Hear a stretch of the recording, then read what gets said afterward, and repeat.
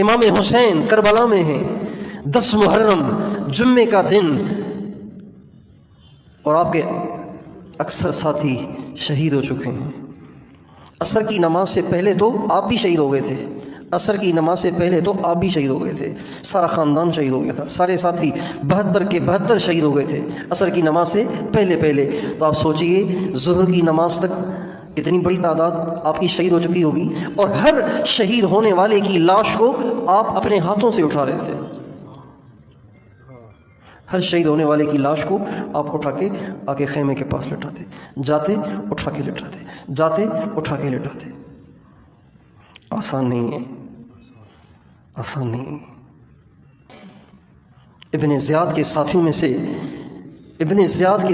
میں سے ایک ساتھی کہتا ہے ہم نے اپنی زندگی میں ایسا حوصلہ کسی کا نہیں دیکھا جیسا حسین کا دیکھا کہ اپنے بچوں کو بھی ذبح ہوتے دیکھ کر اس کی ہمت اور اس کے استقلال میں کمی نہیں آ رہی تھی، وہ اپنے موقف سے ڈگمگانے کے لیے تیار نہیں تھے، وہ آخری دم تک ایسی جاں مردی سے لڑ رہے تھے جیسے ابھی کھا پی کے آئے ہوں۔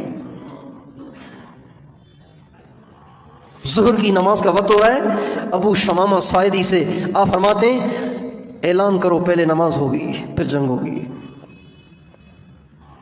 تو شمر نے اس کا جواب دیا کہ نماز نہیں ہوگی پہلے جنگ ہوگی، اور حسین سے کہو کہ تمہاری نماز تو قبول ہی نہیں ہے، تمہیں نماز پڑھنے کی ضرورت ہی کیا ہے جب تمہاری نماز قبول نہیں ہے۔ تو امام حسین فرمانے لگے اگر رسول اللہ کے بیٹے کی نماز قبول نہیں ہے تو دنیا میں پھر کس کی نماز قبول ہے؟ چنانچہ آپ نے اپنے ساتھیوں سے کہا یہ جنگ روکیں نہ روکیں نماز تو ہمیں پڑھنی ہے، اور ساری دنیا کے انسانوں کو یہ پیغام دینا ہے کہ نماز تو پڑھنی ہے، نماز نہیں چھوڑنی۔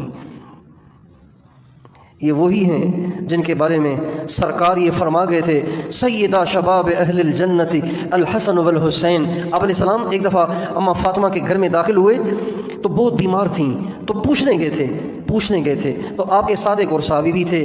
ابھی اچھا نہیں لگ رہا تھا کہ ان سے کہیں بھئی آپ اب جائیں، مجھے اپنی بیٹی کے پاس جانا ہے۔ آپ کی طبیعت میں حجاب بہت تھا، آپ کی طبیعت میں شرم بہت تھی، آپ بے دھڑک بولنے والے نہیں تھے، آپ کی طبیعت میں حجاب، آپ کی طبیعت میں شرم، آپ کی طبیعت میں انتہا درجے کا حیا تھا۔ تو آپ سے یہ نہ ہو سکا کہ آپ حضرت عمران بن حسین سے کہیں اب آپ جائیں اپنا کام کریں، مجھے بیٹی کا حال پوچھنا ہے۔ جب وہ ساتھی تھے تو آپ نے ان کو بھی ساتھ لے لیا۔ جب آپ نے دروازہ کھٹکھٹایا تو اندر سے حضرت فاطمہ کی آواز آئی اور فرمایا فاطمہ ذرا پردہ کرنا، میں غیر محرم کو بھی اندر ساتھ لے کے آ رہا ہوں۔ تو اندر سے آواز آئی ابو میرے پاس چادر نہیں ہے کہ جس سے میں اپنے سر کو چھپا سکوں۔ آپ نے اپنے کندھے سے چادر کو اتارا، حضرت فاطمہ کو دیا، انہوں نے اپنے سر کو چھپایا، چہرے کو چھپایا۔ آپ اندر داخل ہوئے، عمران ایک طرف چلے گئے۔ آپ علیہ السلام نے جو ہی اپنی بیٹی کو دیکھا تو آپ بے قرار ہو گئے کہ چہرہ پیلا پڑ چکا تھا، کمزور ہو چکی تھی۔ آپ نے فوراً اپنی بیٹی کو اپنے سینے سے چمٹا لیا اور فرمایا بیٹی کیا ہو گیا؟ کہا ابو پہلے تو صرف فاقہ اور بھوک ہوتی تھی، اب تو بیماریاں بھی آ گئی ہیں۔ آپ نے ان کو اس وقت سینے سے لگاتے ہوئے تھپکی دیتے ہوئے تسلی دیتے ہوئے فرمایا بیٹی اما ترضین ان تکونی سیدۃ نساء اہل الجنہ، میری بیٹی کیا تو اس بات پہ راضی نہیں ہے کہ اللہ تعالیٰ ان سختیوں کے عوض میں قیامت میں جنت میں تمہیں ساری جنتی عورتوں کی سردارن بنائے اور تیرے بچوں کو اللہ جنت کے جوانوں کا سردار بنائے۔ اب یہ بشارت صادر ہو چکی ہے، یہ ایوارڈ دیا جا چکا ہے، لیکن امام حسین یہ نہیں کہہ رہے جنت کے جوانوں کی سرداری تو پہلے ہی مل چکی ہے، لہٰذا اس ٹینشن میں پڑھنے کی ضرورت ہی کیا ہے کہ نماز پڑھو، یہ کرو وہ کرو، جان بچاؤ، جان بچانے کا وقت ہے۔ بلکہ اس حال میں بھی آپ نے نماز کو پڑھا اور نماز کو قائم کیا اور ساری دنیا کو یہ سبق دیا کہ نماز جب حسین سے معاف نہیں ہوئی تو تم سے کیسے معاف ہو جائے گی۔ کتنی اہمیت ہے نماز کی، کتنی اہمیت ہے نماز کی۔